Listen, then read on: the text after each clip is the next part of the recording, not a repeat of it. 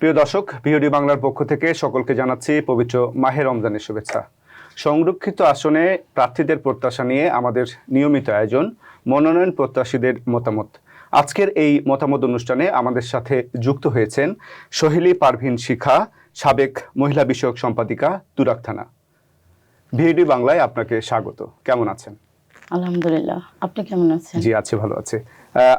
আমরা যতখানি জানি যে আপনি মনোনয়ন প্রত্যাশী, তো সেই ক্ষেত্রে আপনার কাছে যাবার আগে আমি শুনবো যে এই রাজনীতিতে আসার যে একটা প্রেক্ষাপট, এই প্রেক্ষাপটটা আপনার কেমন ছিল? আসসালামু আলাইকুম। বিওডি বাংলাকে অসংখ্য ধন্যবাদ আমাকে আমন্ত্রণ জানানোর জন্য। আমার রাজনীতির প্রেক্ষাপট শুরু হয় আমার ফ্যামিলি থেকে, পরিবার থেকে। আমি পরিবার থেকে রাজনৈতিক শিক্ষা নিয়ে আমি কলেজে যখন অধ্যয়ন করি তখনই আমি ছাত্র দলে যোগদান করি 1989 সাল, লক্ষ্মীপুর সদর, চন্দ্রগঞ্জ লক্ষ্মীপুর সদর। সেখানে আমি ছাত্রদল করে ছাত্র সংসদ নির্বাচন করেছি 1991 সালে। যেহেতু পারিবারিকভাবে আমি শৈশব ধরতে গেলে আমার মনে করেন যে ছাত্রদলের আগ থেকে আমাদের ফ্যামিলিগতভাবে আমরা এই দলের সাথে সম্পৃক্ত। আমার বাবা একজন সিভিল ডিফেন্সে চাকরি করতেন, তো সেই সুবাদে বাবা মেজর জিয়াউর রহমান, আমাদের শহীদ প্রেসিডেন্ট জিয়াউর রহমান, আমাদের জাতীয়তাবাদী দলের প্রতিষ্ঠাতা। সার্কিট হাউসে যখন আব্বাস চট্টগ্রাম ছিলেন, সার্কিট হাউসের পাশাপাশি ওনার সাথে আমার বাবার পরিচয় হয়। তো গল্পগুলো যখন শুনতাম আব্বার কাছে, তখনই আসলে এই দলের প্রতি খুব হয়েছে, আমি খুব অনুরক্ত, ভালো। হ্যাঁ, অবশ্যই। সে থেকে আমি আমাদের যে গ্রাম, যে লক্ষ্মীপুর সদর, সেখানে আমার স্কুল, ওখানে কেন্দ্র। ছোট্ট থেকে দেখতে দেখতে যে ওখানে পুলিশ দাঁড়িয়ে থাকতো, আমাদেরকে যেতে দিত না, আমরা ছোট ছিলাম। তো আমাদের বাড়ির সামনে আমাদের স্কুল, কলেজ, সবকিছু আমার দাদা দাইমুল্লাহ পাটোয়ারি এগুলো প্রতিষ্ঠাতা। তো সেখান থেকে আসলে অল্প ছোট ছোট করে করে শুনতে শুনতে রাজনীতি কি যখন বুঝতাম না আর কি, তখন এই নামগুলোই শুনতাম। আমাদের প্রতিষ্ঠাতা জিয়াউর রহমান সাহেব, ওনার কথাই শুনতাম আব্বার মুখে। তো তখন থেকে একটা উৎসাহ কাজ করে আমার ফ্যামিলি যেখানে যে আছে। আসলে আপনারা জানেন যে নোয়াখালী, লক্ষ্মীপুর এটা অধ্যুষিত বিএনপি খুব বেশি। এখানে আমি যখন ছাত্র দলে নির্বাচন করি কলেজে, আমার ছাত্র সংসদ নির্বাচন, তখন আমরা আওয়ামী লীগের সাথে করিনি। মানে এই দলটা আমার ছিল না, তখন ছিল জাসদ। আমাদের আসম আব্দুর রব, উনিও লক্ষ্মীপুরের নেতা, ওনার সাথে আমরা এই নির্বাচনটা করেছি। তো সেই থেকে কলেজে যখন আমি নির্বাচন শেষ করি, আমি শ্বশুরবাড়ি ঢাকায় চলে আসি। তো আমি প্রথমে পল্টনে আছি, আমাদের যে কার্যালয়ের পেছনে বালুর মাঠে থাকা শুরু করি। আমি তখন বিবাহিত, আমি কলেজে ওঠার আগে আমি বিবাহিত। তো সেই হিসাবে আমার বেবি ছিল। যখন আমি ঢাকায় চলে আসি 1992 সালে, বালুর মাঠটা আমাদের কার্যালয়ের পিছনে, পল্টন কার্যালয়ের পিছনে, ওখানে ম্যাডাম আসতেন। আমি বাচ্চা কোলে নিয়ে আমি আমার হাজবেন্ডকে ফাঁকি দিয়ে, মানে উনি অফিসে চলে যেতেন, আমি বাবুকে নিয়ে এখানে চলে আসতাম, পাশাপাশি, একদম পাশাপাশি আমাদের কার্যালয়ের পাশে। তো এইভাবে আসলে মানে আমার হাজবেন্ডের অগোচরে, আমি জানতাম না যে উনি আমাকে খুব এত সহযোগিতা করবেন। আমার বিয়ের পরে মেয়েরা যে নারীর কথা বলতেছেন, নারীরা সবকিছু সম্পৃক্ত হতে পারে না। তো সেই হিসাবে আমি আসলে কয়েকদিন ওনাকে না জানিয়ে, মানে বাসা পাশাপাশি, তো যখন ম্যাডামের প্রোগ্রাম হতো আমি একদম সামনে এসে আমার বেবিকে নিয়ে বসে যেতাম। এমনি আমার এখানে আমি কেন আসছি সেটাও জানি না, আমি খুব ভালোবাসার মানে টানে এখানে চলে আসতাম। অর্থাৎ বলা যেতে পারে যে একদিকে সংসার, একদিকে দল। হ্যাঁ, আমি আসলে খুব ওই যে নারীর কথা বললেন, নারীরা সবকিছুতে সামনে যেতে পারে না। এটা আপনি সংসার বলেন, রাজনীতি বলেন, সব ক্ষেত্রে আপনি গাড়িতে উঠেন, আপনি একটু হেঁটে যান, বাজারে যান, যেখানে যান, সব কিছুতে নারীদের কোথায় জানি একটা মানে বাধা থাকে, মানে একটা দেওয়াল থাকে। আপনি যে এই সংরক্ষিত আসনের সংসদ সদস্য প্রার্থী হতে যাচ্ছেন বা মনোনয়ন পেতে ইচ্ছুক, এটার মূল কারণটা কি? এটার মূল কারণ হলো আমরা যে কাজ, আমরা ত্যাগী, আমরা ত্যাগ স্বীকার করে আমরা আগের কথা বাদ দিলাম। আপনি 2007 থেকে 2007 থেকে। হ্যাঁ 24 পর্যন্ত, 24শে জুলাই আগ পর্যন্ত যে আন্দোলন সংগ্রাম, একটা সংসার সামাল দিয়ে নারীরা বাহির হওয়া, এটা একটা চারটিখানি কথা না। আমরা সেই মনে করেন যে আমি তুরাগ থেকে আসলে আমার ওখানে আমি স্থায়ীভাবে থাকি উত্তরাতে। ওখান থেকে আপনার পল্টন আসতে 3.5 ঘন্টা, যেতে 3.5 ঘন্টা, 7 ঘন্টা আমরা শুধু গাড়িতে থাকি। এরপরে আমরা প্রোগ্রাম করে বাসায় ঢুকি। আবার একটা নিরাপত্তার একটা ব্যাপার ছিল। হ্যাঁ অবশ্যই। তো সেই হিসাবে আমি দীর্ঘদিন এখান থেকে রাজনীতির হাতে খড়ি, যেহেতু ঢাকা থেকে আবার পুনরায়, তো আমরা যখন আসলে দীর্ঘদিন কাজ করার এই দলের সাথে কাজ করার সুবাদে আমরা অনেকবার অ্যারেস্ট হয়েছি। আমাকে যেদিন ম্যাডাম 8ই ফেব্রুয়ারি লাস্টে উনি চলে যান জেলখানায়, ওনার রায় দেওয়া হয়, সেদিনও আমাকে সে মৎস্য ভবনে আটক করা হয়। অর্থাৎ নানানভাবেই আপনি বাধাগ্রস্ত হয়েছেন, তারপরেও আপনি গিয়েছেন। আমি গিয়েছি, তাহলে আমরা গিয়েছি। বলা যেতে পারে যেহেতু আপনি একদম তৃণমূল থেকে এসেছেন এবং নারীদের নেতৃত্বের জায়গাটা আপনি দেখেছেন যে কতটা কষ্টের, সেই জায়গায় আমি আপনাকে বলতে চাই যে আপনি যদি মনোনীত হন বা মনোনয়ন পান, তাহলে সেক্ষেত্রে আপনি নারীদের জন্য বিশেষ কি গ্রহণ করতে চান? আসলে রাজনীতিটা ব্যক্তির স্বার্থ না, এটা হলো মানুষ এবং আমাদের 18 কোটি মানুষের জন্য সেবা, যে সেবামূলক কাজ।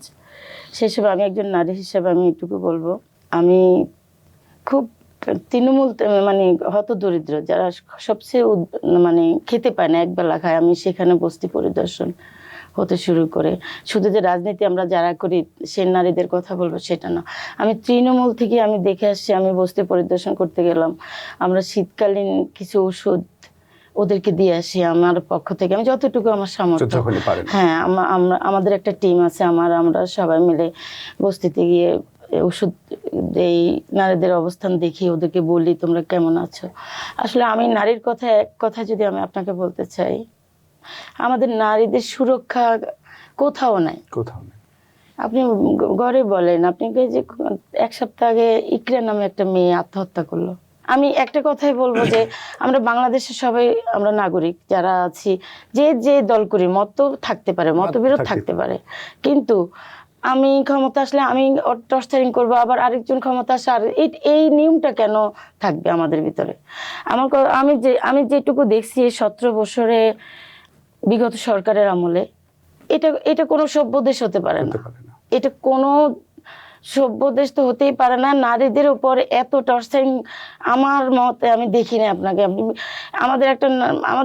আমি অনেক সময় বেঁচে যাই কি, আমার কিছু কার্ড, বললাম না আমার তো কার্ড আছে, হয়তো আমি কার্ডগুলো দেখালে আমাকে ছেড়ে দেয়। আমি অনেকবার অ্যারেস্ট হয়েছি, 10 থেকে 20 বার, এরকম অনেকবার আমাকে ঘেরাও দিছে। আমাদের সাথে আমাদের মহানগরের যুগ্ম আহ্বায়ক মিষ্টি ফেরদৌসী রহমান মিষ্টিকে আমি ইশারা দিই তোমরা চলে যাও, আমাকে ঘেরাও দিয়ে ফেলছে মতিঝিল থানার। আচ্ছা, তো আপনি তো দেখেছেন যে নারীরা কিভাবে হচ্ছে। এখন আপনি যদি মনোনয়ন পান এবং নির্বাচিত হন, আপনারও কিন্তু পক্ষে বিপক্ষে নানান কথা উঠবে। তো আপনার বিপক্ষে যারা কথা বলবে তাদের ব্যাপারে আপনি কি রকম পদক্ষেপ গ্রহণ করবেন? আপনি কি সেই একই কাতায় যাবেন নাকি তাদের একটা কিছু ভিন্ন অবলম্বন? ভালো মন্দ দুইটা জিনিস আছে। যারা মন্দ কাজ করবে তাদেরকে ফেলে দিলে চলবে না, তাদেরকে আপনি বুঝাতে হবে। আমার যতটুকু সাধ্য আমি এটাই করি। আমি দেখছি আমি যে এলাকায় থাকি সেখানেও তো বিগত সরকারের কমিটি ছিল, লোকজন ছিল, তো ওরাও আমার উপর টর্চারিং করছে, অনেক টর্চারিং করছে, কিন্তু আমি ওদেরকে আজও কিছু বলি নাই। অনেকেই আমার সামনে দিয়ে হাঁটে চলে, আমরা ওইরকম কিছু করব না। আমি বাংলাদেশ জাতীয়তাবাদী দলের একজন কর্মী, ক্ষুদ্র কর্মী হিসেবে যদি আমি সংরক্ষিত আসনে আমাকে মনোনয়ন দেয়, আমি একজন মানুষ হিসাবে আমি এটুকু বলবো যে আমি কখনো এরকম কাজ করব না। আর যদি নাও হই, আমি কখনো এরকম কাজ করব না যে আমরা সবাই একটা কথাই আমরা জানি, আমরা সবাই এই দেশের মানুষ, এই দেশের নাগরিক, এই দেশটা আমাদের সবার। আমরা শুধু অধিকারগুলোকে বাস্তবায়ন করব যেটা সম্ভব। আমরা নারীর অধিকার চাই, আমরা নারীর অধিকার এমন অধিকার চাই না যে আমরা বিশৃঙ্খলা সৃষ্টি করব, সেটা চাই না। আমরা আরেকটা জিনিস দেখছি যে এখন ছাত্র সমাজ বলি বা তরুণ সমাজ যারা আছে, এটা নারী হতে পারে, তরুণ হতে পারে, পুরুষ হতে পারে, তো আমরা দেখছি যে তারা রাজনীতি থেকে কিছুটা বিমুখ হয়ে যাচ্ছে। অর্থাৎ রাজনীতির যে একটা ভালো কাজ করবার যে একটা প্ল্যাটফর্ম, এটা কিন্তু অনেকে মানছেন না। রাজনীতি মানেই হাঙ্গামা, রাজনীতি মানেই বিশৃঙ্খলা। তো আপনি যদি মনোনয়ন পান এবং সেই জায়গায় নির্বাচিত হন, আপনি এই তরুণদের জন্য কি করতে চান? এটার আসলে অনেক কারণ আছে। আমাদের রাজনীতি যে শব্দটা, এটাকে ঠিকঠাক করতে হবে আগে। আমাদের জাতীয়তাবাদী দল পুরো বিশ্বে আমাদের খ্যাতি এই দলের। তিনবারের প্রধানমন্ত্রী আমাদের আপসের নেত্রী খালেদা জিয়া, উনি একজন নারী ছিলেন, বা উনিও আমাদের এই সংগঠনটাকে খুব সুন্দর করে ধরে রেখেছিলেন। তো সেই হিসাবে আমি বলবো যে রাজনীতিতে আপনি যে কথাটা বলেন আসতে চায় না, এটারও কারণ আছে। আমরা তো ছাড় দিতে জানি না, আমরা কাউকে ছাড় দিই না, আমরা শুধু নিতে জানি, আমরা নিতে জানি, আমরা ছাড় দিই না। এখানের একমাত্র কারণ আপনি এইটাই, কোনো শিক্ষিত মেয়ে আসতে চায় না। আমার এক ছেলে এক মেয়ে, আমি কোনোদিন একটা প্রোগ্রামে নিতে পারি নাই। শুধু একবার আমাদের এস.এম. জাহাঙ্গীর ভাই যখন ঢাকা 18 আসনের উপনির্বাচন করে সারা খাতুনের বিপরীতে, তখন আমি আমার মেয়েকে বললাম, বাবা ও বিবাহিত, ওর 15 বছর হয়ে গেছে বয়স, এখানে নারী বলতে কেউ নেই, নারী এজেন্ট কেউ হওয়া পারে নেই, আম্মু হব, তুমি আমার সাথে থাকবো। আমার মেয়ে অনেক সাহসী, কিন্তু রাজনীতি একটু পছন্দ করে না। কেন করে না? ওই যে একটা আমি পেতে চাই, আমি কাউকে জায়গা করে দিতে চাই না। আমি একটা কমিটি যদি হয়, সেই কমিটিটা আপনি 10 বছর 15 বছর চলে যায়, তো নেতৃত্ব উঠে আসবে কোত্থেকে? আপনি যে তরুণ সমাজের কথা বললেন, এদেরকে তো জায়গা করে দিতে হবে, তাই না? এই নেতৃত্ব উঠে আসবে কেন, কিভাবে? আমি আছি প্রধান, আমি 5 বছর ছিলাম, এবার আমি এখান থেকে উপরে চলে যাই বা আমাকে অন্য জায়গায় নিয়ে যাই, আমার জায়গায় আরেকজন আসতে হবে, তো জায়গাটা ছেড়ে, হ্যাঁ জায়গা ছেড়ে। রাজনীতি আসতে চায় না কারণ একটাই, আমার থেকে আমি মনে করি, আমি যে আজকে 17 বছরের অভিজ্ঞতা থেকে আমি এটাই মনে করি যে আমরা কেউ কাউকে ছাড় দিতে চাই না। আমরা দেখা যায় যে ভালো করতেছে, যে সমাজের জন্য ভালো কাজ করার মন মানসিকতা নিয়ে দাঁড়াচ্ছে, তাকেই আমরা পিছনে টেনে ধরি। তরুণ সমাজের তারপরে আমার একটা আবেদন থাকবে ওদের প্রতি, সবার জায়গায় সবাই নিয়ে যে যেখানে থাকতে চায় সে প্রতিবাদ করো। তোমরা তোমাদেরকে না দিতে চাইলে তোমরা প্রতিবাদের মাধ্যমে, এই প্রতিবাদের ভাষাটা ছিল বলেই তো 24-এর অভ্যুত্থান বলেন, বিপ্লব বলেন, যেটাই বলেন, অর্থাৎ প্রতিবাদ করতে হবে, প্রতিবাদ না করলে কিছুই হবে না। আপনি কোনো জায়গাতে প্রতিবাদ ছাড়া আপনাকে, সেটা আমার দল বলেন, অন্য দল বলেন, অন্য সংস্থা বলেন, আমি বাংলাদেশ নারী সাংবাদিক কেন্দ্রে যখন কাজ করতাম সদস্য হিসেবে, সদস্য একজন, সেখানেও দেখছি এরকম টানাপোড়েন। মানে আপনি আপনার একজন খুব কাছের মানুষ, আপনি ওকে দিয়ে দিলেন, কিন্তু যে যোগ্যতা দিয়ে আপনার পিছনে সময়গুলো ব্যয় করছে, আপনি তো ওর দিকে তাকালেন না।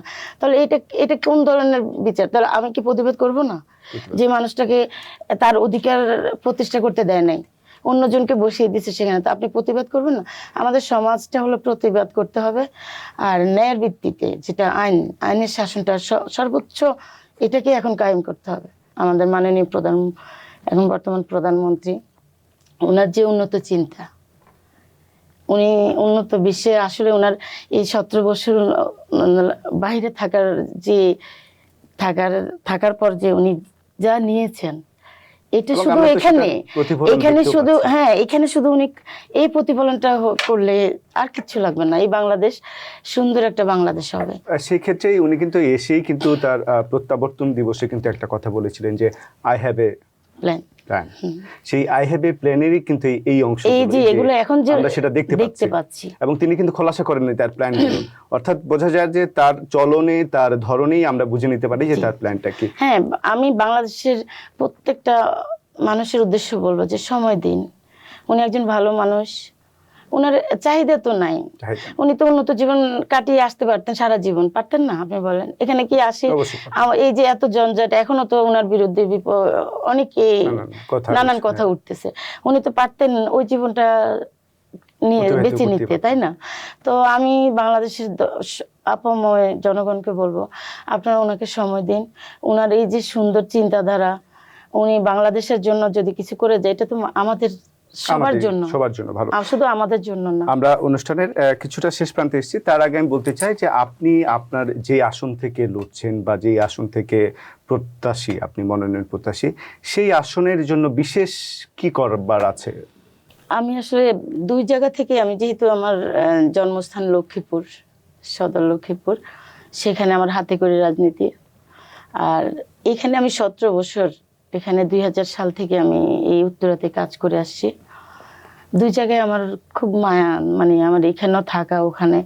তা আমি জানি না সংযুক্ত আসনে যদি আমাকে সম্মানিত করেন, সে কোন জায়গা থেকে করবে জানি না। তারপর আমি যে, আমাকে যে অঞ্চল থেকে দেওয়া হয়, দেওয়া হোক। যেই আমার বাংলাদেশের যেখান থেকে দেওয়া হোক, আমি ওই অঞ্চলের যে অসুবিধাগুলা, আমাদের দেশে তো কৃষি প্রধান দেশ, এটা আপনি জানেন। শহর ভিত্তিক তো অল্প, আমাদের ওখানে কৃষকদের প্রতি খেয়াল রাখা।